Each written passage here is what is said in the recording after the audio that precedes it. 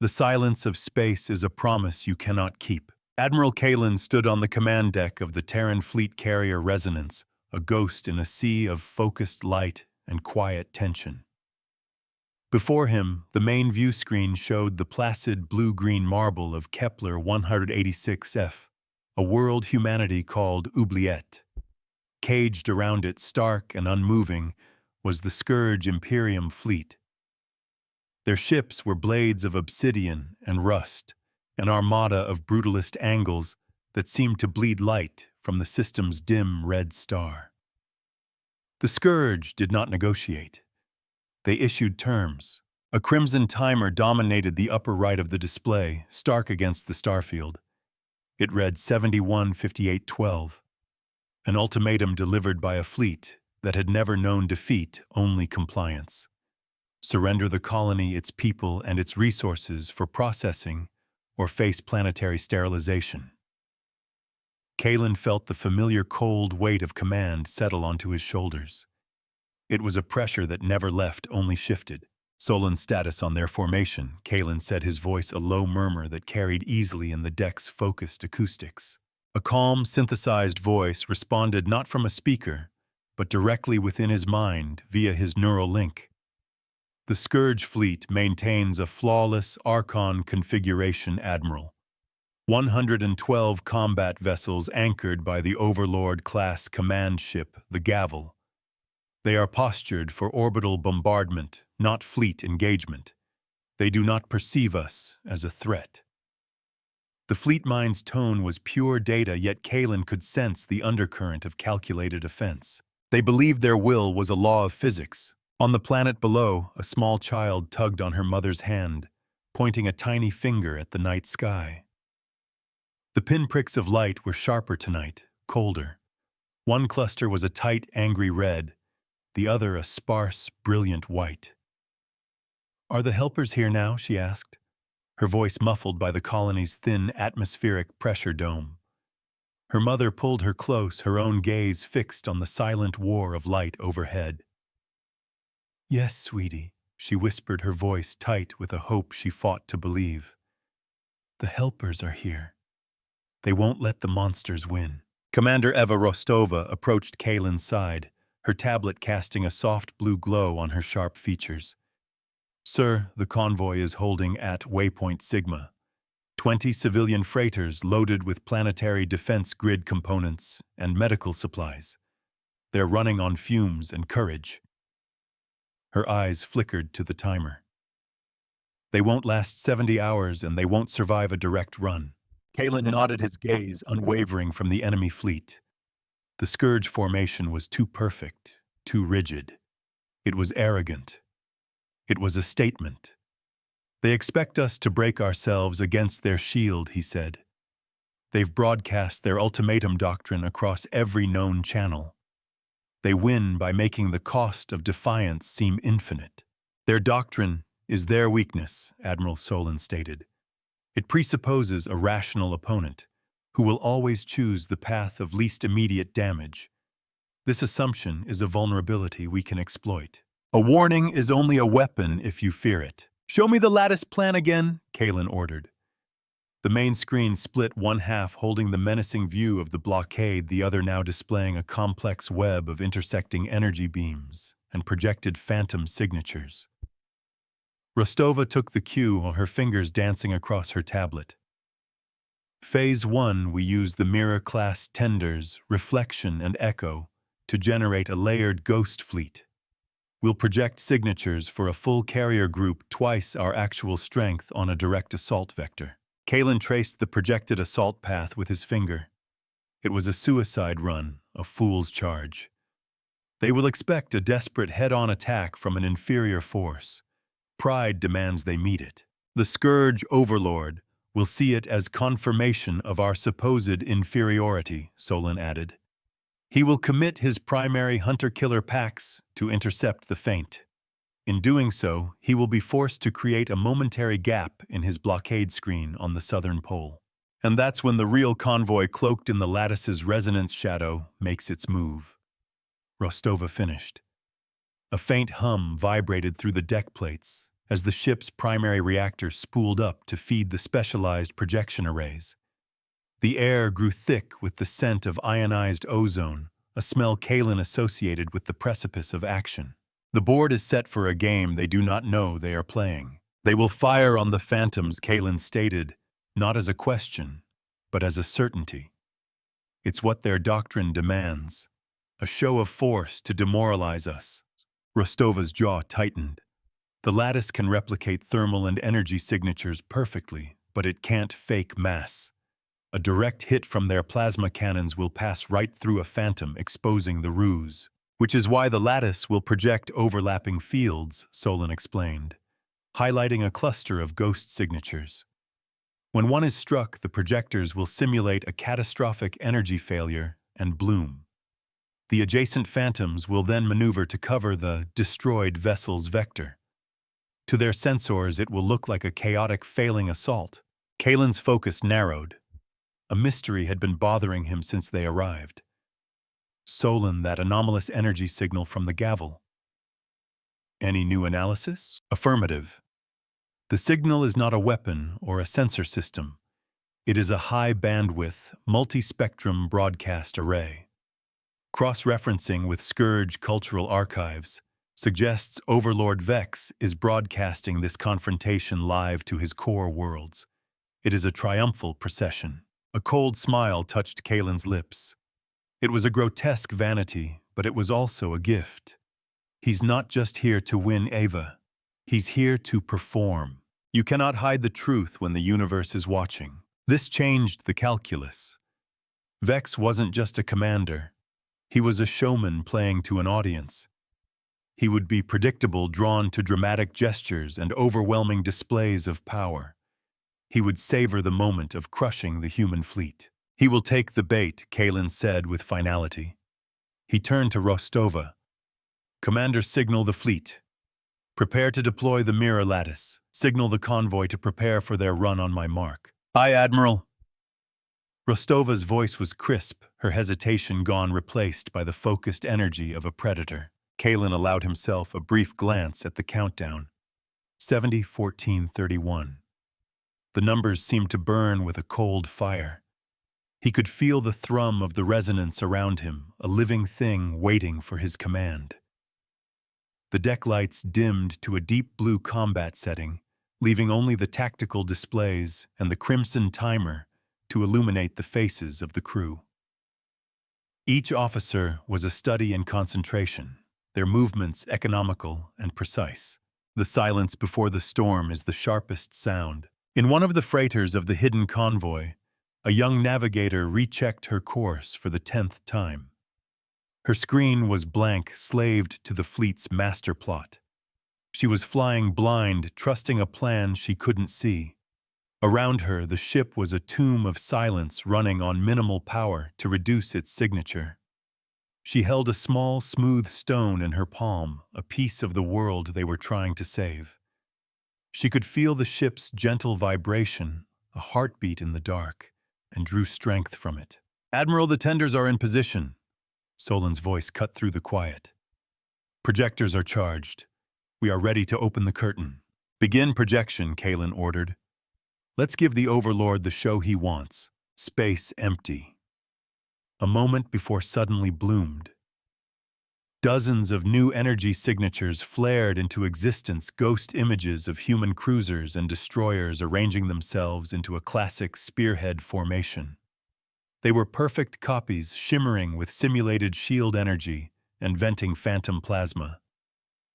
On the bridge of the gavel, Overlord Vex would be seeing exactly what his doctrine predicted, a desperate, foolish charge. The greatest deception is the one your enemy tells himself. The ghost fleet began to move. It accelerated towards the Scourge line, a majestic, silent charge of pure light. Kalen watched the Scourge command ship. For a long minute, it did nothing. The enemy fleet held its perfect, arrogant formation. The tension on the Resonance's bridge was a physical thing, a pressure building against the chest. The coolant systems hissed, working to dissipate the immense heat generated by the mirror projectors. Their holding Rostova breathed, her eyes locked on the tactical display. He's savoring it, Kalen replied. The showman wants his audience to appreciate the scale of his victory. Then the Scourge fleet moved.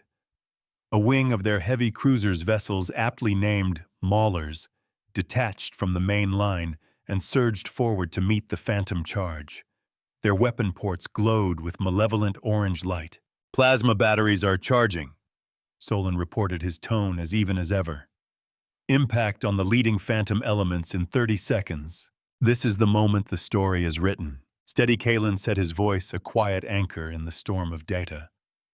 "Hold the lattice stable." The Scourge fired. Lances of incandescent plasma crossed the void, beautiful and lethal. They struck the lead ghost cruiser. The image flickered violently as the mirror projectors struggled to process the energy saturation.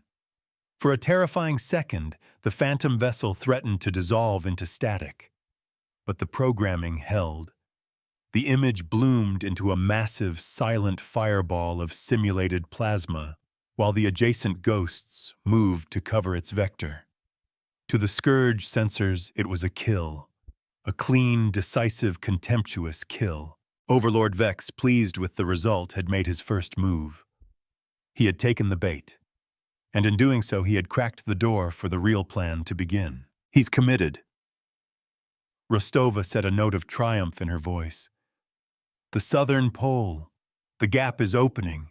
They built a cage and forgot to lock the door. "The convoy's window is now optimal," Admiral Solon confirmed.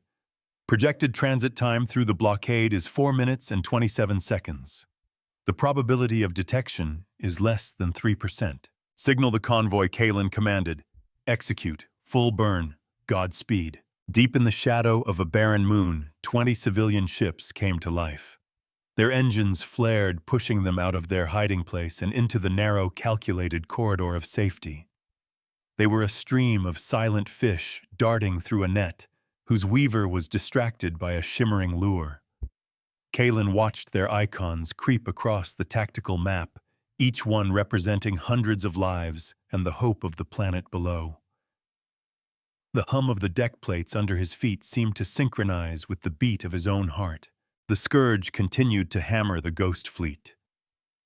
More phantoms died in spectacular blossoms of light. The feint was working perfectly. Vex was so focused on the ceremonial destruction of the charging fleet that his sensor sweeps on the periphery grew lax. He saw only what he wanted to see, the desperate, futile last stand of a doomed enemy. A price is paid for every choice, even the wrong one. Convoy is halfway through, Rostova reported, her knuckles white on her console's edge. No sign of detection. Suddenly, a klaxon blared, a sharp, unwelcome sound. "Energy spike from the reflection," a tech called out. "Port side mirror projector is overloading." On the main screen, one of the phantoms flickered wildly, threatening to vanish. The overload sent a cascade of feedback through the tender's power grid. Kalen's jaw clenched. If that projector went down a hole, would open in the phantom screen, potentially revealing the entire deception. The cost of their gambit was coming due. "Eva, can they contain it?" "They're trying, sir." "Rerouting power. Engineering reports a localized fire in the aft capacitor bank. Minimal casualties, burns, and smoke inhalation. The ledger always demands its price." The crew of the Reflection worked frantically, their training taking over. They contained the fire and stabilized the power surge just as the projector began to fail catastrophically. The ghost ship it was maintaining vanished from the formation. But it was too late for the Scourge to notice. The last of the convoy freighters was clearing the blockade line, their engine signatures fading into the background radiation of the system. "Convoy clear," Solon announced. "All vessels have passed the threat perimeter. They are safe." A collective sigh of relief washed over the bridge. The tension broke, replaced by a wave of grim satisfaction. They had done it. They had broken the siege without firing a single lethal shot. Kalen allowed himself a moment of pride in his crew, in their courage and precision. This fleet teaches by numbers and remembers by ledgers, never by collars. But the fight wasn't over. The timer still ticked down 68:41:09. The convoy was safe, but the planet was not. Now the real lesson begins. The Scourge fleet, having decimated the human assault, ceased firing. Overlord Vex did not pursue the few remaining phantoms. Instead, his ships moved with practiced ceremonial grace back into their perfect, rigid blockade formation. The Ghost fleet its purpose served dissolved into empty space. The board was reset, as if the last hour of phantom combat had never happened. "They're not moving," Rostova said, a note of confusion in her voice. "They let the convoy through and they're just sitting there." "Why?" Kalen stared at the reformed blockade, a fresh coldness creeping into his thoughts. They had bloodied the Scourge's nose, made a fool of their commander on a live broadcast, and slipped vital supplies past them. And their response was to do nothing. It didn't make sense. "Admiral, I believe I have an explanation," Solon interjected. "The ultimatum was never about the resources on the convoy.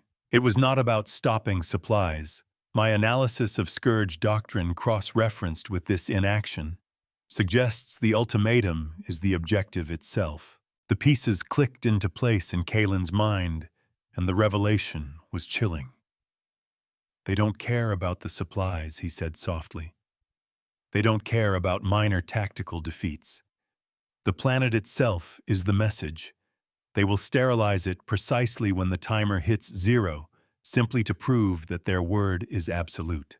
Their doctrine is not a strategy. It is a religion. They were trapped by their own ideology. Victory for them wasn't about controlling the colony. It was about demonstrating that defiance has one inevitable conclusion. Any other outcome would shatter the foundation of their empire." Rostova's face paled. "So they'll burn a world with 5 million people just to make a point." "Yes," Kalen said. "Which means we can't just defend. We can't just poke holes in their net. We have to break the doctrine itself, in front of their entire civilization, of their..." His arc of thought, once bent on restraint, now hardened into a spear point of righteous decisiveness. He had tried to teach a lesson in mercy. Now he had to teach a lesson in consequences. He looked at the system map, at the placid red star, and the glittering belt of crystalline asteroids that orbited it. An idea began to form, audacious and dangerous. A mirror can be used to hide, or it can be used to burn. "Admiral, my projections for a direct assault on the Gavel remain unchanged," Solon noted. "Probability of success is 17.4%. The risk to our fleet is unacceptable. We're not assaulting the Gavel Solon. We're going to make the Gavel come to us," Kalen said, his voice ringing with newfound resolve. "We're going to turn their stage into a crucible." He brought up the asteroid field on the main screen. It was a vast, chaotic cloud of ice and rock, shimmering with crystalline structures that refracted the light of the central star into a million tiny rainbows. It was beautiful, and it was about to become a weapon of unimaginable scale. "Eva, I want the frigate Pathfinder stripped for speed. Minimal crew, maximum power to engines and deflectors." Rostova's eyes widened as she began to see the shape of his plan. "You're going to use her as bait." Vex is a performer, Kalen explained his plan, solidifying with every word. He just suffered a humiliation on live broadcast. His hunter-killers destroyed a fleet of ghosts while real ships slipped past him.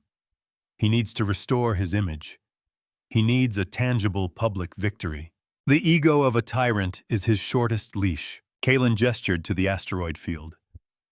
"We're going to give him one. The Pathfinder will broadcast a falsified distress call, a critical command failure on the resonance, widespread system damage from the energy feedback during the Phantom run.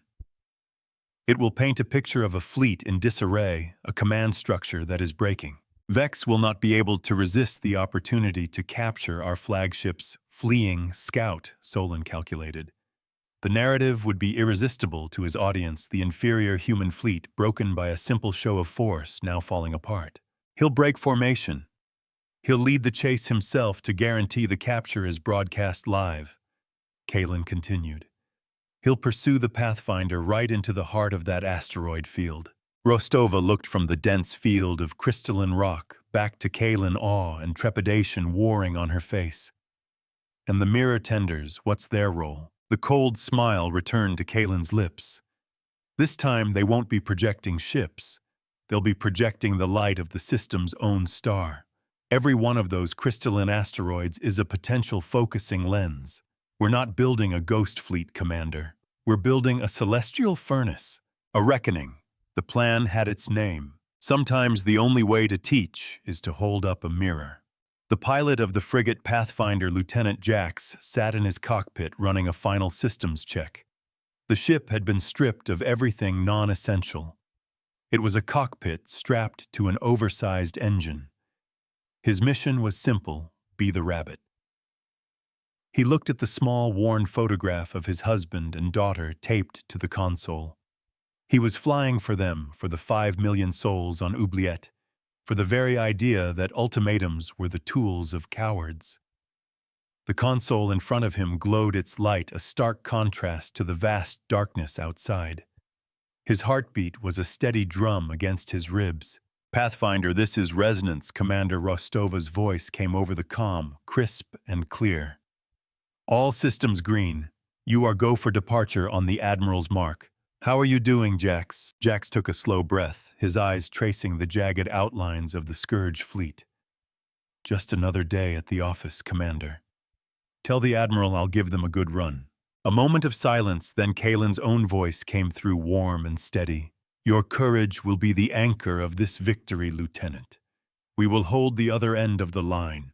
Fly safe." "Aye, Admiral. There is no greater strength than a single soul who stands the line." With a final check of his course, a path that would take him dangerously close to the Scourge line before veering into the glittering asteroid field, Jax engaged the thrusters. The Pathfinder shot forward a tiny silver dart against the infinite black. As he cleared the Resonance's shadow, he began broadcasting his pre-recorded loop of phantom distress calls.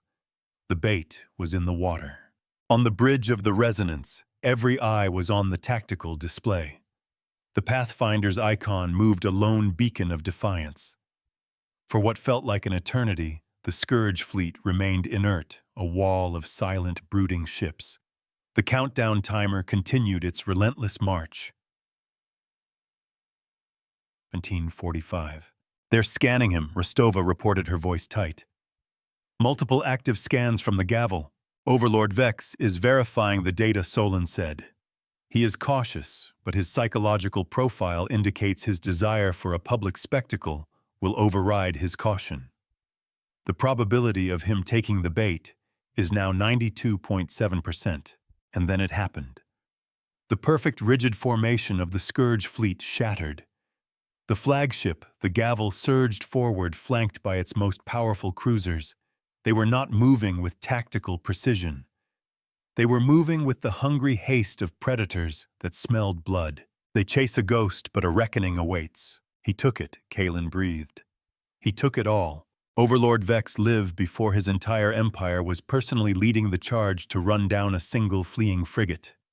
He was so sure of his superiority, so blinded by his own narrative, that he couldn't see the jaws of the trap closing around him.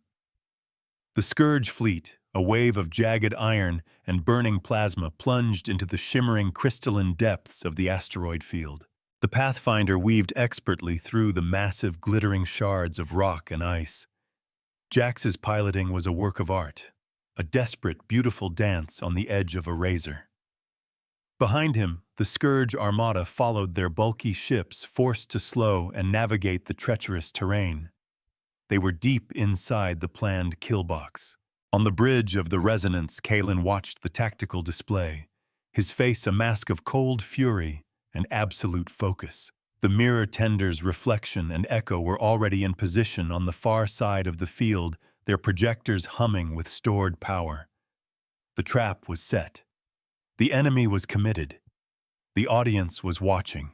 Rostova looked at him, her expression tense, her hand poised over the command console. "Admiral." Solon's voice was a calm whisper in Kaelin's mind, a single pure note of data in the rising symphony of battle. All elements are in position, Admiral. The ledger is open. Kalen took a steadying breath, his knuckles white on the arms of his command chair. He looked at the face of Overlord Vex broadcast on a secondary screen, a face full of arrogance and impending triumph. And he gave the order that would change everything. Eva, settle the account. Rostova's hand slammed down on the master control. The command was a ripple that became a tidal wave. From their positions flanking the asteroid field, the reflection and the echo came to life. Their vast, wing-like mirror arrays, each spanning 3 kilometers, angled with silent, perfect precision. They were not targeting ships. They were targeting the system's primary, the dim red star hanging like a bloody jewel in the void. They drank its ancient light, gathering photons that had traveled for millions of years. Then they returned the beam. 2 immense lances of concentrated starlight, brighter than anything this system had ever known, shot across the darkness. They struck the first crystalline asteroids in their path. The effect was instantaneous and spectacular. Each crystalline formation, some the size of mountains, became a secondary lens. The single beam was refracted, split, and redirected 1,000 times, then 1,000,000. The entire asteroid field, a place of cold, glittering beauty seconds before, transformed into a web of incandescent fury. The stars themselves had become the weapon. On the bridge of the Gavel, Overlord Vex watched his tactical display turn to chaos. Proximity alerts shrieked as the very space around his fleet began to boil. Hull temperature warnings flooded his console, their chimes overlapping into a single panicked tone. He looked out his viewport and saw not the familiar cold of space, but a blinding, searing lattice of pure, focused light. His fleet was caught in a cage whose bars were made of sunfire. Report, Vex bellowed, his voice tight with disbelief. External temperature is rising past tolerance limits, a panicked officer cried. The asteroids, they are focusing the star's energy onto us. We're being cooked alive. Heat shimmered across the view screen on the resonance. Kalen watched the Scourge ships, no longer predators, but helpless insects in a jar. Their engines sputtered as coolant systems were overwhelmed. Shields flickered and failed, unable to process the sheer thermal load. It was not an attack they could shoot back at. They were being defeated by physics. You cannot fight a battle you do not understand. Thermal saturation in the Scourge command group has reached 70%, Solon reported, its voice a calm counterpoint to the fury on screen. Multiple non-critical systems are failing across their fleet. Their primary weapon arrays are offline due to emergency heat shunts. The trap is holding. Jax, what's your status? Kalen asked, his attention snapping to the lone frigate. Taking a bit of a suntan out here, Admiral. The pilot's voice crackled back, strained but steady. Some of the refracted beams are clipping my shields, but I'm holding my position. The view is biblical. The Pathfinder was the anchor point, the very center of the storm. Jax had to hold his position to keep Vex pinned in the optimal focal point of the lattice. The courage of that one pilot was the fulcrum on which this entire strategy rested. Every legend is built on a single act of faith. Desperation bloomed on the bridge of the Gavel. Overlord Vex, his face slick with sweat, his arrogance melted away by the rising heat, saw his triumphal broadcast, turning into a record of his own humiliation. He was trapped, his fleet being systematically dismantled by an enemy who hadn't fired a shot. His doctrine, his entire worldview, had no answer for this. So he reverted to its most basic, brutal tenet. Fire the planet cracker! Vex snarled, pointing a trembling finger at the distant blue-green sphere of Oubliette. If we burn, they burn with us. Let the universe see the price of defiance. His weapons officer stared at him aghast. Overlord, the main cannon is offline. We can't power it without blowing every conduit in the ship. Then find a weapon that works and fire it. A sudden sharp alarm cut through the bridge of the resonance. Sir, one of the Scourge cruisers, the Iron Maw Rostova, shouted. It's repositioning. It's managed to shield its dorsal batteries from the main focal points. It's turning them towards the planet. The rage of a cornered animal is its final weapon. Kalen's eyes narrowed. This was the escalation, the desperate, spiteful act of a defeated tyrant. He had hoped to win without bloodshed, to teach a lesson in strategic dominance. But Vex was determined to drag them down into simple, ugly destruction. Admiral the Iron Maw will have a firing solution on Oubliette in 45 seconds, Solon calculated. My recommendation is to target their reactor with our primary lance. It is the swiftest way to neutralize the threat. Probability of success, 99.8%. Estimated enemy crew casualties, 100%. Kalen felt the cold pull of that logic. It was clean. It was efficient. It was also a massacre. It was the Scourge's way of thinking. No, Solon Kalen said, his voice hard as iron. We will not become them to defeat them. He turned to Rostova. Target the Iron Maw's dorsal weapon housing. I want to disable the cannon, not the ship. Use the Lancer drone. Rostova's fingers flew across her console, deploying the specialized weapon. The Lancer was not an explosive. It was a single hypervelocity tungsten rod, guided by a dedicated micro-AI designed for surgical strikes. It was a scalpel, not a sledgehammer. The difference between a savior and a butcher is precision. A single drone detached from the resonance's underbelly and accelerated to an impossible speed. It was a needle of light crossing the void, invisible to the Scourge's overwhelmed sensors. It traveled the vast distance to the Iron Maw in seconds. The drone did not strike the hull. It did not target the bridge or the engines. It slammed directly into the heavily armored turret of the dorsal cannon, piercing it with kinetic energy equivalent to a small asteroid. On the Iron Maw's weapon deck, the world became a symphony of screaming metal and explosive decompression. The cannon's power conduits ruptured, rendering the entire weapon system a molten ruin. The ship itself was unharmed, but its ability to threaten the planet was gone. The cost was precise: a destroyed weapon, a wounded ship, but a living crew.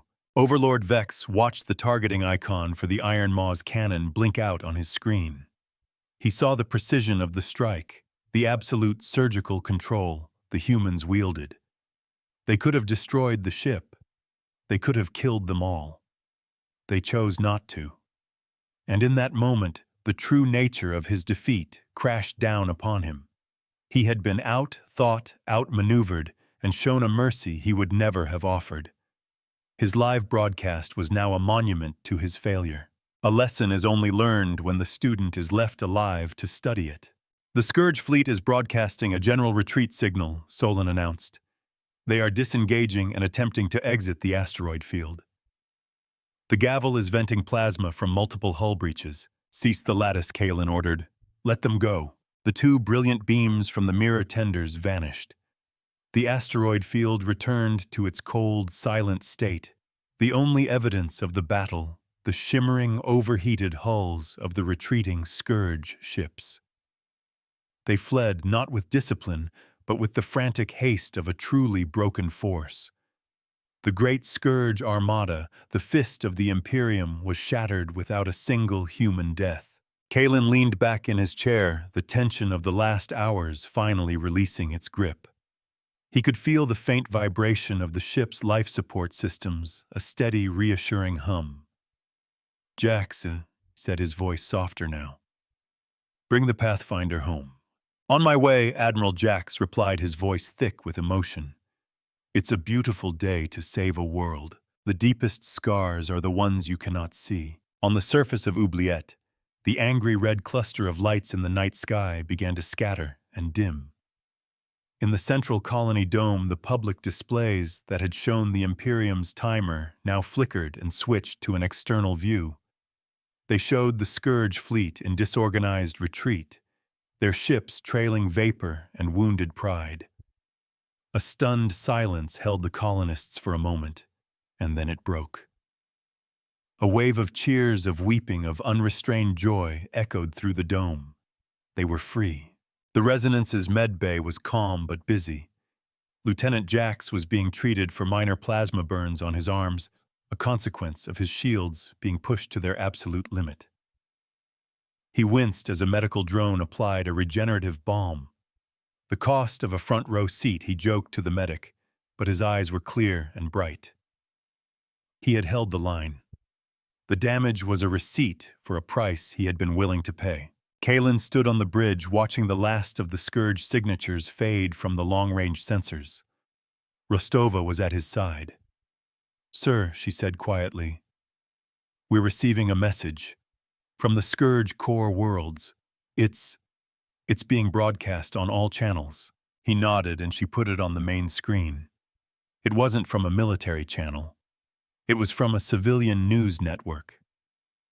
The footage from Vex's broadcast was playing on a loop, the Phantom Fleet, the convoy slipping through the fleet, being roasted alive in the asteroid field, the surgical strike that disarmed the Iron Maw. The Scourge anchor's voice was somber, stripped of the usual Imperial bluster. He was not talking about a glorious battle. He was talking about a strategic lesson. A new truth was being written in a language of light and consequence. "Admiral, I am piggybacking on their network," Solon stated.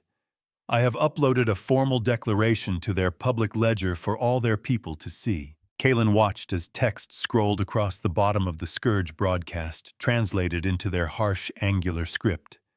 It was a simple, declarative statement.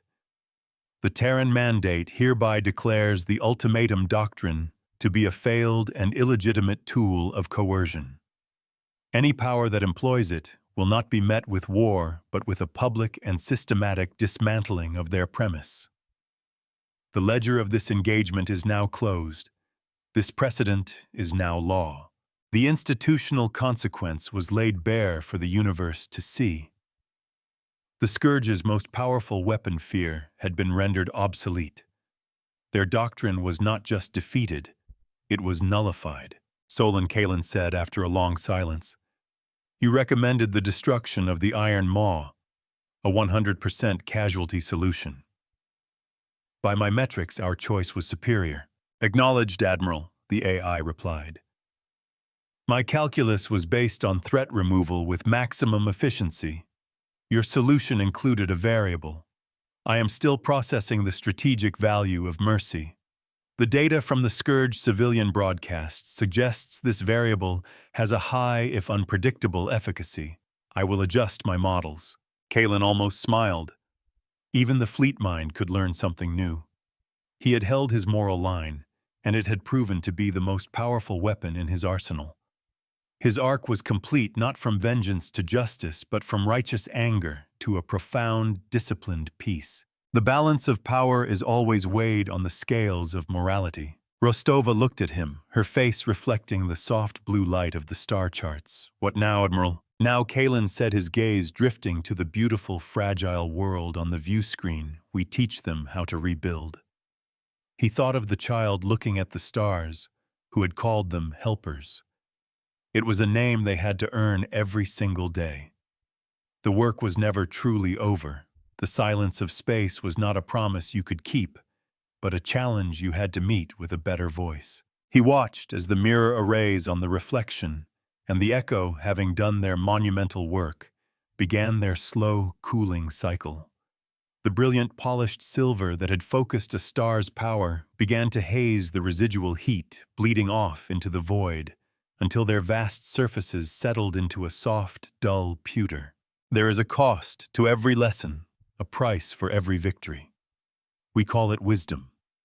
It is the only currency that matters, the only treasure we carry from one star to the next. We do not build empires of fear on the bones of the conquered. We build a future from the hands we have lifted up, from the enemies we have taught, from the mercy we have shown when it was hardest to give. That is the human way, and it is why we will always be here. The universe does not remember the angry, it remembers the resolute.